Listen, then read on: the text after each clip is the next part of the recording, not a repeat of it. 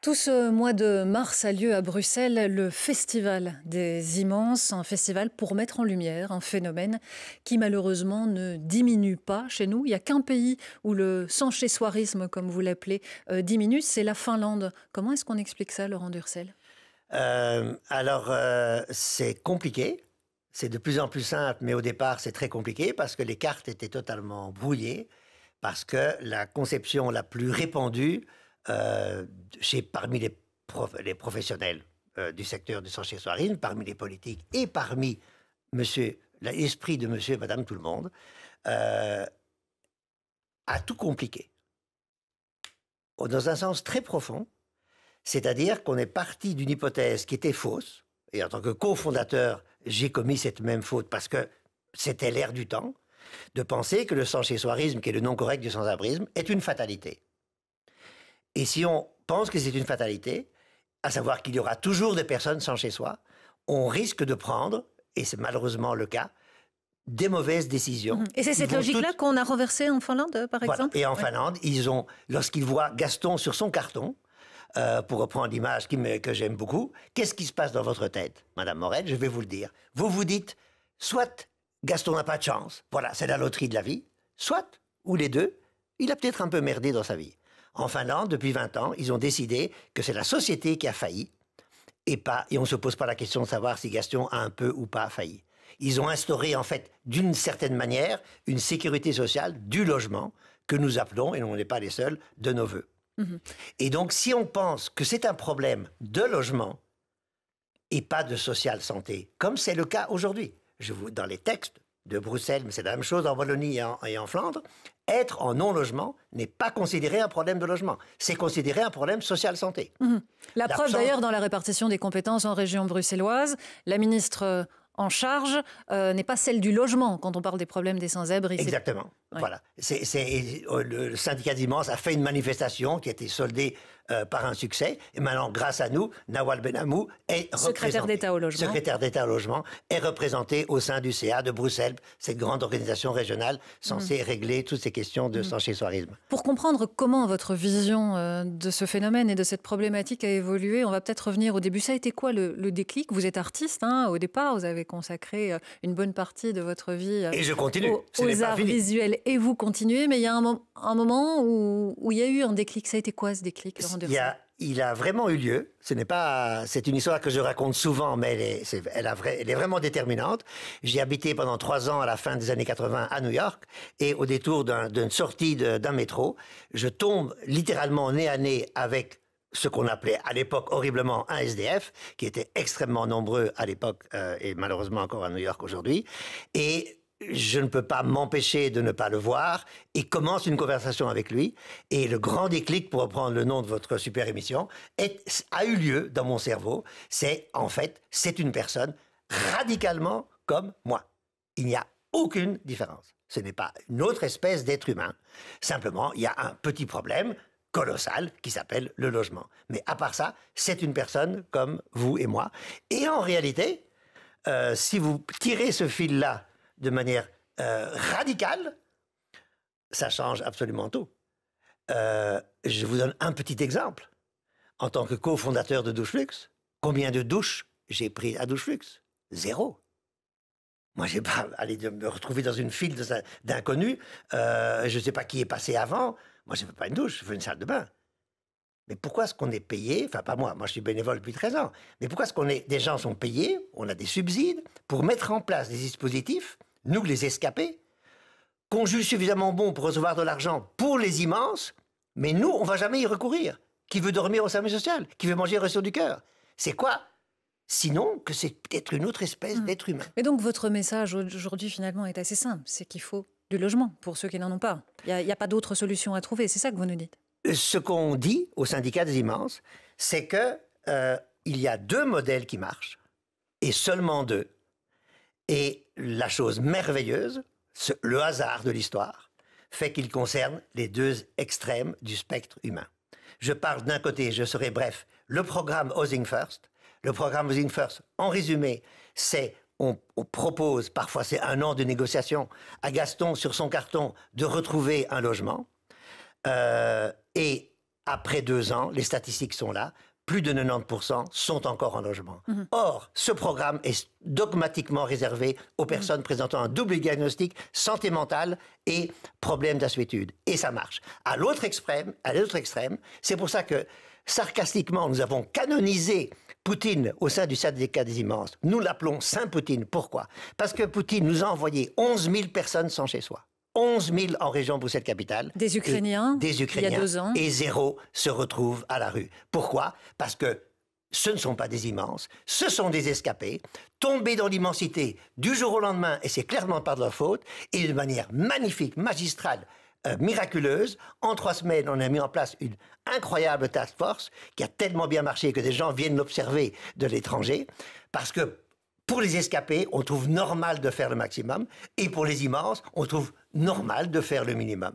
Donc, si vous universalisez le modèle ukrainien et le modèle Housing First, vous avez les deux extrêmes. D'abord, donc, ouais. Voilà. Et comme par hasard, dans les 2 cas, le logement est la base.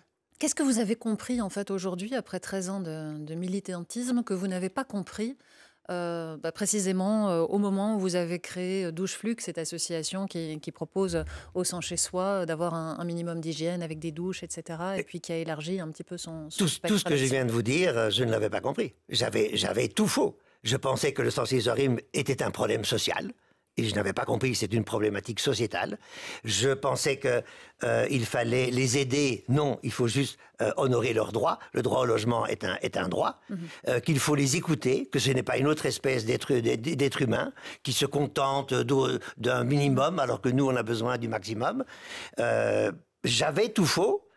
La seule chose, le fil conducteur de tout, c'est ce black, parce qu'il était black, américain à New York, parce que le syndicat des immenses, dont je suis le secrétaire depuis 5 ans, et on se réunit toutes les semaines, même le lundi de Pâques, lundi de Pentecôte, on a fait 2 lundis de Noël, 2 lundis de Nouvel An, parce que les immenses n'ont pas de vacances. C'est le syndicat des immenses qui est bien sûr non seulement d'écouter les immenses, c'est la moindre des choses. Si vous voulez avoir des subsides aujourd'hui, mettez participation, vous aurez des subsides. Il ne s'agit pas simplement de les écouter, c'est la moindre des choses. Il faut prendre le temps de prendre leurs paroles au sérieux et d'y répondre. Et 5 ans de syndicat des immenses, ça a changé ma vie. Vous dites qu'en fait, aujourd'hui, on ne prend pas les personnes sans chez soi au sérieux Absolument dans pas. les associations et les nombreuses institutions qui leur viennent en aide? On les écoute gentiment, parfois, et après la vie continue. En considérant que c'est une fatalité, c'est ça, en fait. Et fondamentalement, on considère tous que c'est une fatalité. Or, la Finlande prouve que c'est techniquement possible d'y mettre fin. Il risque d'arriver à 0 personnes sans chez soi en 2027. C'est bien sûr humainement souhaitable, puisqu'on sauve des milliers de vies. Et cerise sur le gâteau, et c'est confirmé par des chiffres bruxellois propulsés par l'ULB via le syndicat des immenses, on gagnerait des dizaines de millions d'euros.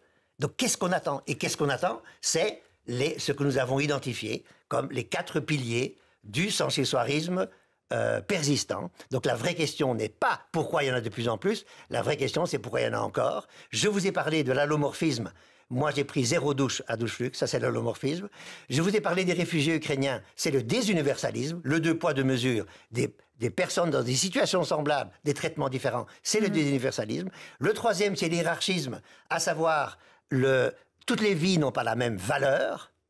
Et le 4e, on n'a pas inventé ce mot-là, c'est la nécropolitique, inventée par Achille Mbembe, un grand philosophe camerounais, pour expliquer la traite des Noirs.